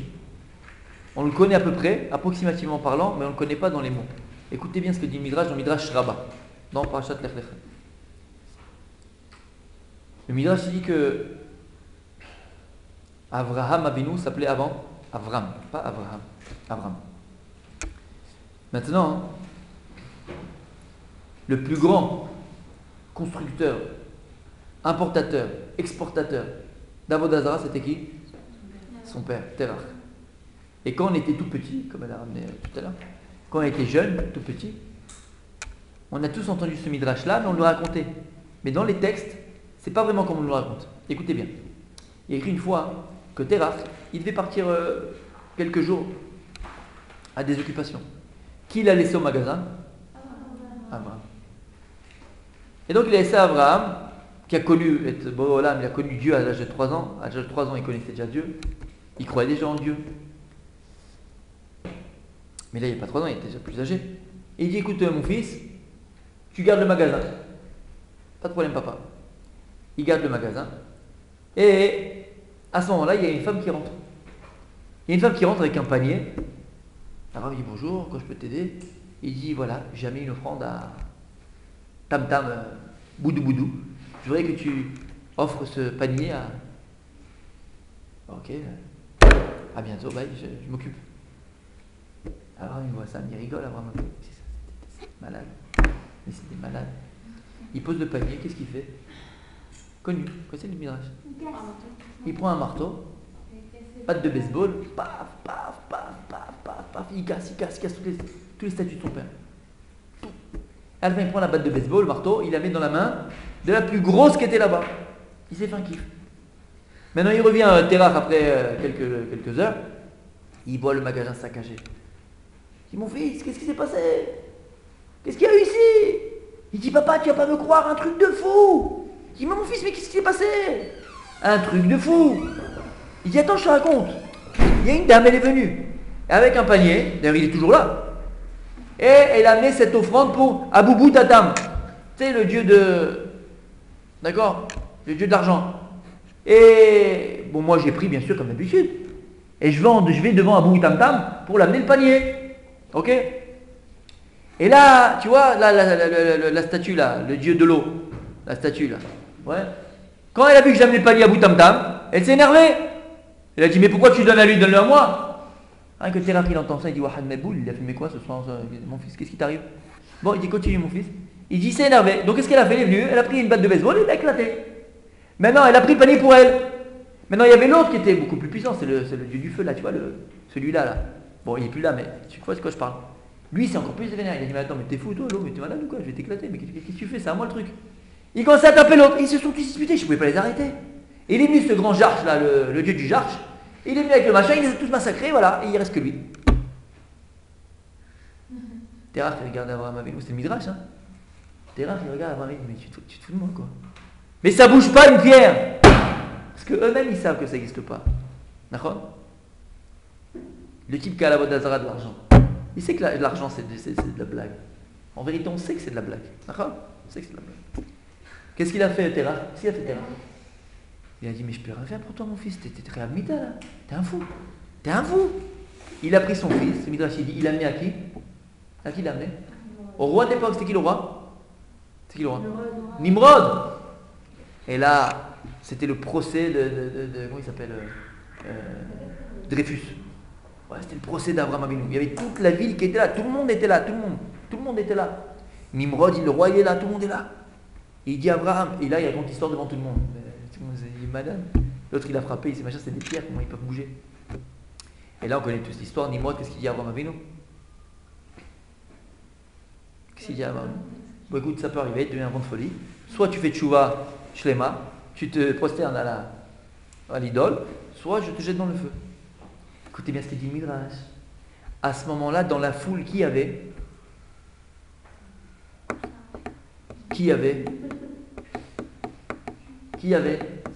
Son frère.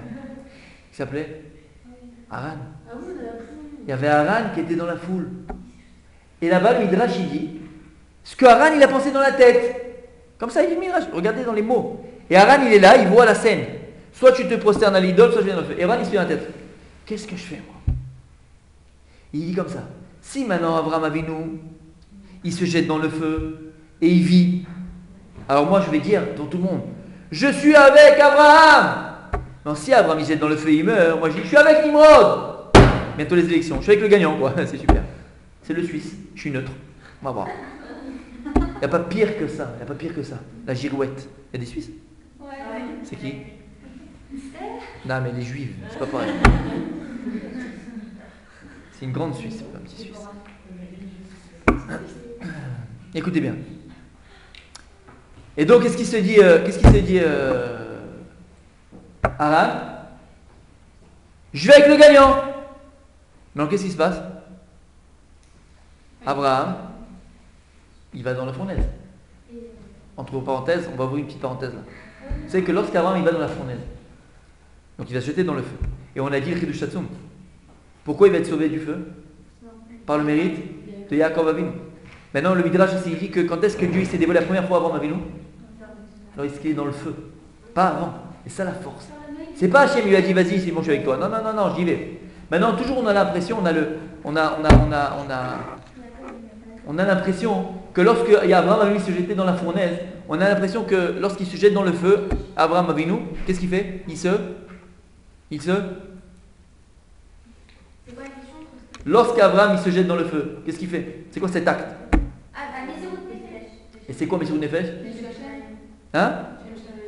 Et c'est quoi Messirut Nefesh? C'est quoi Messirut Nefesh? C'est quoi Messirut Nefesh? Donner sa vie, c'est-à-dire sacrifier. D'accord? Bien fait. C'est pas vrai. Abraham il ne s'est pas sacrifié. C'est quoi le sacrifice? C'est quoi le sacrifice? C'est qu'on a fait joyeux. C'est que ça veut dire que Hachem il laisse trop parler. C'est quoi le sacrifice? Le sacrifice, il aurait brûlé dans le feu alors que Hachem n'existe pas. Ça c'est Khlam. C'est pas vrai. En fait, le sacrifice, c'est quand on sait qu'on va brûler. C'est ça, c'est qu'on est C'est quoi un sacrifice? Un cadeau pour Hachem. Mais non, C'est mais là, donner quelque chose que ça ne veut pas. mais non, on le veut. Toi, parlez pas moi, je comprends pas.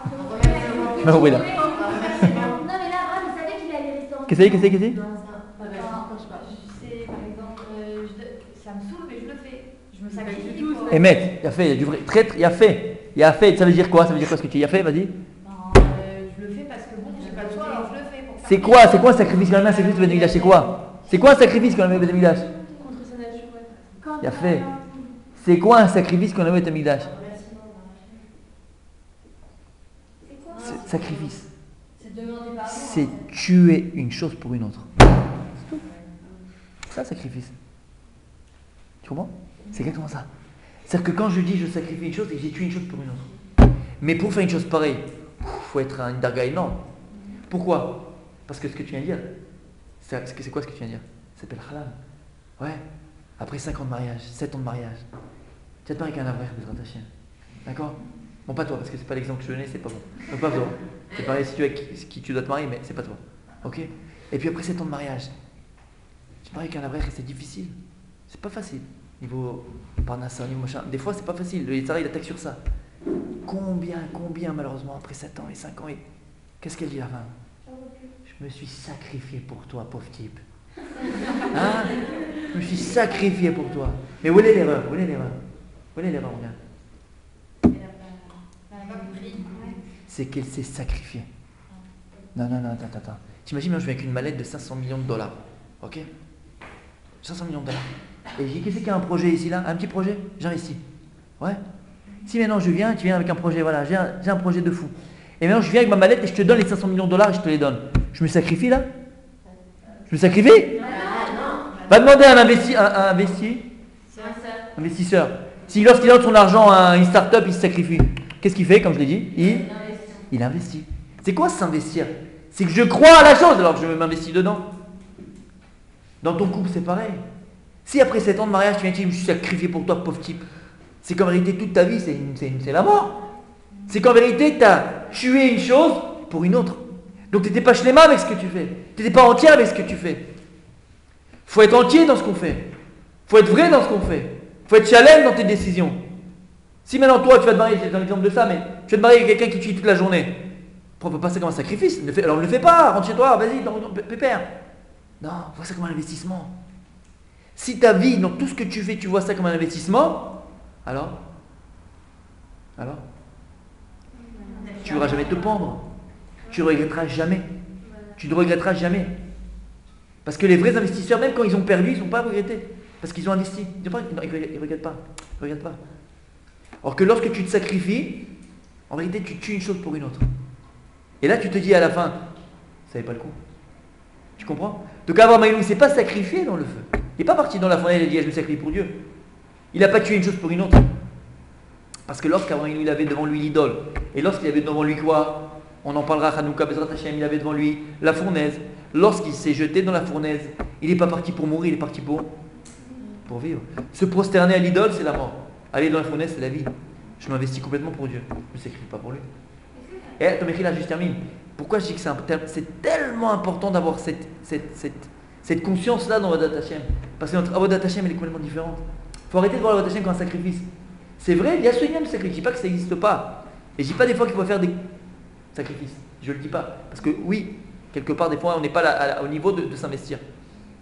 Mais change le sacrifice, transforme le sacrifice par un investissement. Et tu verras que ta Avodat Hashem, tu vas la vivre de manière différente complètement. Ok? Tu veux dire quelque chose?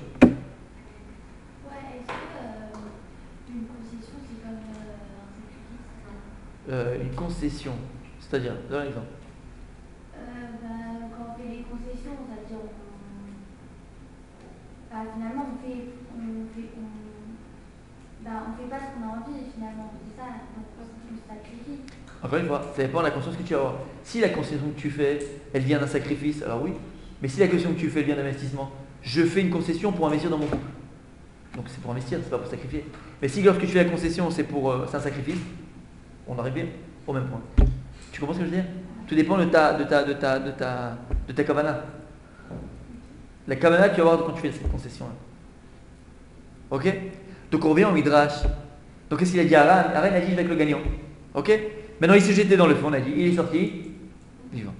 Il y a écrit dans le Midrash, lorsque Abraham Avinu est sorti vivant, les gens, et ça qui est fort, les gens autour qui étaient dans la foule, ils ont vu Aran, c'est que c'était le frère d'Abraham.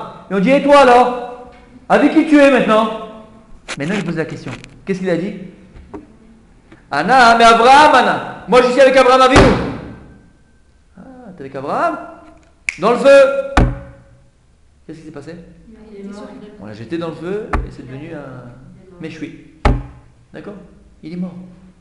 Et la question que je vous pose, pourquoi Abraham Avinu a été sauvé? Pourquoi Aran n'a pas été sauvé? Aran il l'a dit, Anna, mais Abraham, Anna.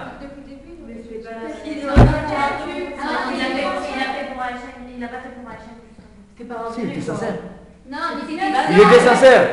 Non, mais alors, c'était vraiment s'il gagne, il aurait dit que je suis avec lui, mais s'il était mort, il aurait pas dit qu'il avait Abraham.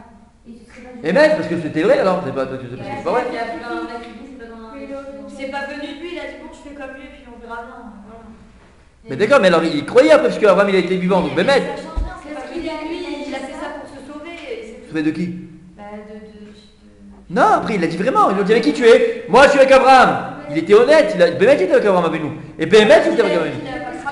Il a fait? Bémet, mais maintenant il a vu qu'il n'a pas cramé, Asma. Ça y est? Quoi? Il a dit ça en pensant que lui aussi n'avait pas brûlé. Ben oui, parce qu'il est avec Abraham. Dieu va le sauver comme Abraham et nous. Asma. Il aura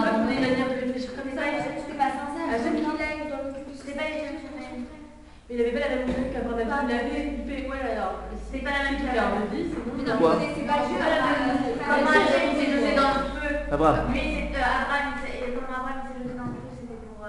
Il ne pouvait pas se prosterner devant les idoles. Donc on a dit que c'était l'avant les idoles et que la vie Ouais, c'était le feu. ouais. Et ben lui, il a dit dans tous les cas que je me prosterne devant une idole si Abraham il aurait péri. Je me Pour D'accord. lui, c'était le juste milieu en fait. Oui, mais maintenant ça y est, il avait un safek, il n'y a plus de safek. Il sait où il est la vérité. Il aurait toujours pu dire, moi je me prosterne à l'idole. Il aurait pu, il aurait été sauvé. Mais c'est pas lui qui a trouvé Hachem. C'est. C'est pas lui qui a cherché, qui a fait l'effort de chercher Hachem. Il a vu que Abraham. Ok, il n'avait pas les corps d'Abraham avec nous, donc il avait un safek. Il a vu voir après si Dieu il existe ou pas. Il n'avait pas la même idée qu'Abraham. Il connaissait pas Dieu en vrai. D'accord, Asma. Comme il avait. Parce que. Il a bien après te retomber. Hein? Tout le monde aurait bien pu retomber. J'ai là, j'ai pas entendu. Il aurait très bien pu après retomber. Après retomber. Oui. Pourquoi? Avec Abraham, et après on va refaire avec les Asiatiques. Non, ça y est, Bémech, je vais avec Abraham avec nous, ça y est, je crois en Dieu. C'était pour montrer. Pourquoi? C'était pour montrer. Ça, on peut pas savoir ce qu'il y a dans le futur. Non, c'était pour montrer que voilà, ça allait arriver que Abraham, pas à deux personnes. Bah, à montrer à tous ceux qui regardaient quoi, que c'était que Abraham qui a pas volé. Et pas, c'est pas le frère aussi, c'est que Abraham qui avait le mérite de pas voler. Enfin, je sais pas. Pourquoi? Peut-être qu'ils auraient tous fait ça, alors je suis Ouais. En fait, Il non, a mais Aran, jamais il était dit sérieux. Aran. Aran, il était aimé. Aran, il était amitié. Il n'a pas dit ça, Stam. Béhémet, maintenant je sais que c'est Dieu, le vrai Dieu. Béhémet, je sais. J'avais un safek. Béhémet, il avait un safek. Mais donc il a vu ça, il a dit ça va me faire décider. Et je saurai de Béhémet qui est c'est Dieu. Alors, Ouais, ça ça- va, mais tu l'as fait quand tu l'as fait en se mettant dans le feu. C'est-à-dire qu'Hachem, il a tué en disant Hachem. Pourquoi? Non. Mais quand tout le monde suit Abraham, après, lui qui a demandé à s'ils voient tous qu'Abraham n'a pas volé, c'est un miracle, donc c'est quelqu'un de bien, donc tout le monde. Personne n'a bougé. Non, personne n'a fait. Il n'y a que Aran. Mais c'est Ils justement ont pas bougé, les autres. après, une fois que lui il est mort, que son frère il est mort, ils voient qu'Abraham, s'il est resté vivant, c'est que c'est. Alors c'est ce qu'ils vont dire. C'est quelqu'un de bien, donc ils vont tous. Au contraire, si Aran est resté vivant, alors je dis bon, vraiment il y a Dieu. Parce que même lui il est avec Dieu. Et là, c'est un sorcier, Abraham. Il a des trucs magiques. C'est un sorcier. La preuve, ils ont pas fait tchouva. Hein. Non, personne n'a fait tchouva. À part Aran. Qui est mort là. On a dit que la fournaise avait un problème, que c'est du blanche. Ça, c'est ce qu'on dit à chaque fois. Voilà, c'est bien. Non, mais parce que lui il a fait par rapport On à. essaie toujours de trouver un truc naturel au miracle. Aujourd'hui, c'est ce qu'on essaie de faire. Hein? Lui il a changé par rapport à Abraham, pas par rapport à Hachem. C'est-à-dire il n'a pas fait son travail seul. Abraham, lui, il a fait un travail seul. C'est-à-dire, Ça rejoint ce que tu as dit, toi aussi, tu as dit un truc comme ça tout à l'heure. Pour la moulin. En plus, il a jamais servi les idoles, il a essayé de chercher et pas de se dire, bon, alors, comme tout le monde fait comme ça, alors moi aussi. Il n'a pas attendu le miracle. Fais-moi, fais-moi, c'est très Il a bien. attendu le miracle. Enfin, il a attendu la chose qui allait il n'a pas cru. Comment on dit, pas naturellement, mais genre de façon que lui-même il a voulu savoir. Il n'a pas cherché à savoir. Il a pas cherché à savoir. Il a attendu une preuve en fait. Il a fait. Il a fait. Bah, c'est ce qu'on a déjà dit, c'est qu'il a fait ça après, une fois qu'il a vu qu'Abraham n'était pas pour lui. Il n'a pas fait dès le début. Il a fait. Il a fait. Et alors, ça fait quoi? Ah, écoutez bien, écoutez bien. Enfin, c'est la question qu'il a. Écoutez bien, c'est vrai. C'est un peu plus que ça. En vérité, de Haran, il a un grand scout Haran. Un grand scout. Parce qu'il nous enseigne quelque chose d'extraordinaire. C'est un midrash qu'on raconte à l'école. Ouais. On raconte quand on était petit, ça au gamme, on a entendu ce midrash-là, oui. Mais il y a. Non? Un midrash Hatsoum. Alors, pas dans, parce que le midrash, il est dans les détails. Quand on le raconte à l'école, si on le jetait, voilà, ils ont dit ta. Mais là, c'est dans les détails. On a demandé après, avec qui tu es Haran? Et là, il a dit, et là, on l'a jeté dans le feu. Écoutez bien, c'est un scout pour Haran, malgré tout. Haran, c'est le symbole de la personne qui vit sa Torah par procuration. C'est par procuration. Par procuration. Ah, ça veut dire quoi? Ah, écoute. Comme vous avez très bien dit, tu as très bien dit, il a fait mort. Abraham Avinu, il a cherché Hachem. Il a cherché Hachem de lui-même. Il est arrivé à cette émouna comme il a écrit. On verra ça si Dieu veut, la semaine prochaine, Bezrat Hachem. Il a appris la Torah de lui-même. Il a appris la Torah de ses reins. Il a cherché Hachem du profond de son âme. Toute la avoda, tout le travail d'Abraham Avinu, c'est un travail personnel. Par ses efforts qu'il a fait à chercher, à comprendre et à savoir Dieu. Il était shalem dans sa émouna, Abraham Avinu. Il était entier et shalem dans sa émouna, Abraham Avinu. Haran, lui, la émouna qu'il a eue, l'acte qu'il va accomplir de se jeter après lui dans le feu, elle n'a pas été en fonction de sa propre émouna à lui. Elle a été en fonction de la émouna d'Abraham Avinu. Mais tu ne peux pas vivre avec la émouna d'une autre personne. Tu ne peux pas vivre avec la Avodat Hashem d'une autre personne. Tu ne peux pas vivre ta Torah par procuration. Vous comprenez? Pourquoi on dit qu'il a un grand scroll? Parce que c'est ce qu'il vient de nous apprendre. Très souvent. Il était pas honnête quand il a dit je crois vraiment. Il a fait, il était honnête. Parce que c'est quelqu'un qui vit sa Torah par procuration. Je donne l'exemple. Nous-mêmes, dans Avodat Hashem, et ça c'est très très important. Bémet, écoutez bien parce que c'est vraiment vraiment important pour la vie, pour sa construction personnelle. Et pas simplement la nôtre, Bezrat Hashem, celle qu'on donnera à nos enfants, l'éducation de nos enfants, Bezrat Hashem. On a tous malheureusement tendance à vivre notre Torah par procuration. C'est-à-dire que en vérité, la Torah qu'on va apprendre, elle ne nous appartient pas vraiment. Et ça, on n'a pas le droit. C'est quoi le tafkid d'un rav? C'est quoi le rôle d'un rav? Et c'est toute la différence entre le talmid et le chassid. Hein? C'est vrai, émettre. C'est vrai. Tout ça, c'est vrai, non, c'est vrai. Hein? Convertir? Non, Ramener, tu veux dire. Non, mais un rave. C'est quoi le tafkid d'un rave? Transmettre. C'est de donner envie d'être comme lui. Ça c'est vrai, hein, c'est émettre, tout ce que vous dites. C'est de donner envie d'être comme lui et pas. Faire pousser la barbe, tout ça, ouais. Non, pas physiquement, mais d'atteindre son niveau de Torah et pas forcément que les gens ils attendent des raves. de De forger dire, la bon, il y a les forger rabbins, la- j'ai pas besoin de moi, c'est une confiance. C'est vrai. Hein?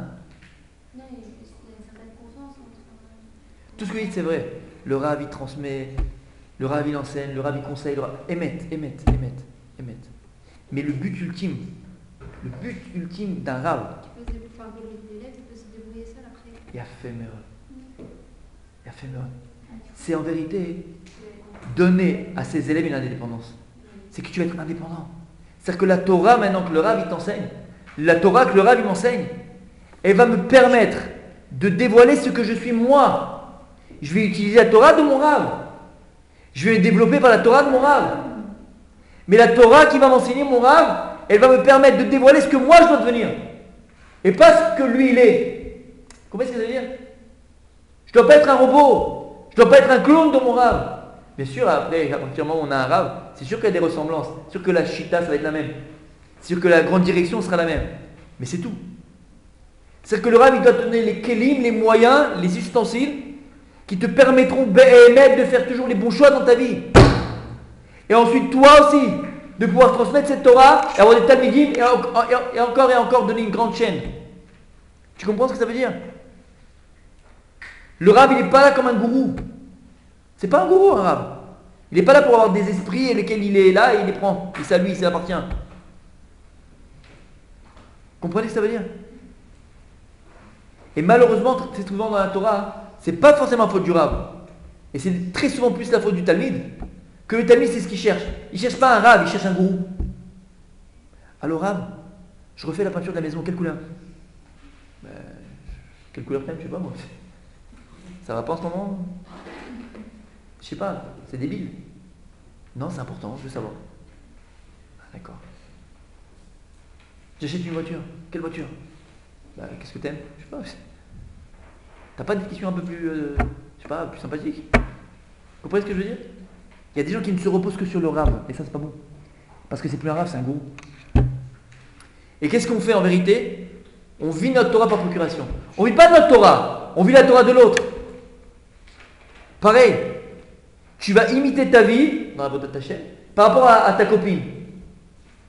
C'est-à-dire que une fois tu étais invité à un Shabbat chez ta copine qui vient de se marier, puis son mari c'est un abref, et puis il vient d'avoir un petit bébé, et puis tu es là, et puis toi quand tu étais à table, tu voyais des petits cœurs entre elle et lui comme ça qui montaient dans la... Et le bébé il est mignon, machin, et puis j'aimerais bien avoir cette vie-là. De quoi tu parles? Qu'est-ce que tu essayes de faire? Tu sais c'est quoi la vie d'une femme, d'un abref? Tu sais c'est quoi la vie que c'est? Tu crois? Non, si oui, tu sais, si oui, tu veux, si tu vraiment as la volonté, alors vas-y. Des fois, on fait des choses pour copier l'autre. Des fois, on fait des choses comme un robot. Et c'est dans ce sens-là que j'ai dit tout à l'heure, tu comprends? Vivre sa Torah par procuration. C'est-à-dire que tu imites. Voilà, tu imites les autres. Hein. Mais toi, tu fais rien. Tu imites les autres. Mais c'est pas ta Torah à toi. Mais quand on imite après, enfin, la Torah c'est la même pour tout le monde, donc. La Torah, c'est pas la même pour tout le monde. Mais c'est la même Torah. Personne Non. n'a Bon, on la La fait Torah, pas de c'est la même, façon. mais pas pour tout le On la monde. fait pas de la même façon. Il a fait, c'est où? On l'a fait de la même façon. Mais il faut bien. Ce qui est vrai pour moi est pas vrai pour toi. Tout simplement. Parce qu'on n'a pas le même tafkid. C'est pas parce qu'on n'a pas le même tafkid. Je parle pas pour tafkid, on n'a pas le même tafkid. Aran, il s'est jeté dans le feu, il n'a pas été sauvé. Pourquoi? Parce qu'il s'est jeté dans le feu, pas avec sa émouna à lui. Il ne s'est pas jeté par un travail, comme vous avez dit, personnel. Il n'a pas cherché Hachem. Il n'a pas demandé où est Hachem. Il a reposé sa émouna sur la émouna d'une autre personne. Mais tu ne peux pas vivre comme ça. Quelqu'un qui repose sa émouna sur la émouna d'une autre, mais tu es en danger de mort. Tu es en danger de mort. Une personne, elle dirait, voilà, elle voit le type qui, voilà, je parle d'un bachour. Il dit, voilà, lui, il est au collège, il étudie le coulé, c'est génial, je vais faire comme lui. Mais il est en danger de mort, ce mec-là. Si tu n'es pas la darga de le faire, si tu n'as pas la émouna qu'Hachem, celui qui met farnès, et celui qui met parnassa, mais vraiment, au premier problème que tu vas rencontrer dans ta parnassa, tu vas tout renvoyer en l'air. C'est comme le kifshana, tu vas brûler. Tu ne peux pas vivre ta vie avec l'émouna d'un autre. C'est pas possible. Alors ce qui est vrai avec la émouna, c'est vrai avec la Torah. Tu ne peux pas vivre ta Torah avec la Torah d'un autre. Ça ne marche pas. C'est pas compatible. C'est de ça qu'on apprend d'Aran. Et c'est ça que nous on doit faire. C'est ça que nous on doit acquérir. Il faut arriver à vivre sa Torah. Il faut arriver à prendre la Torah de ses rabbanim, la Torah de son rab. Mais cette Torah-là, savoir que elle est là pour me créer une indépendance. Oui, quand j'ai des questions. Oui, quand j'ai des doutes. Bien sûr, je pose la question à moi. C'est pas de problème, ça ne change rien. Mais ça reste un conseil. Ça reste un conseil. Je reste toujours le maître de ma vie. Je reste toujours le maître de mon existence. Je reste toujours le maître à bord.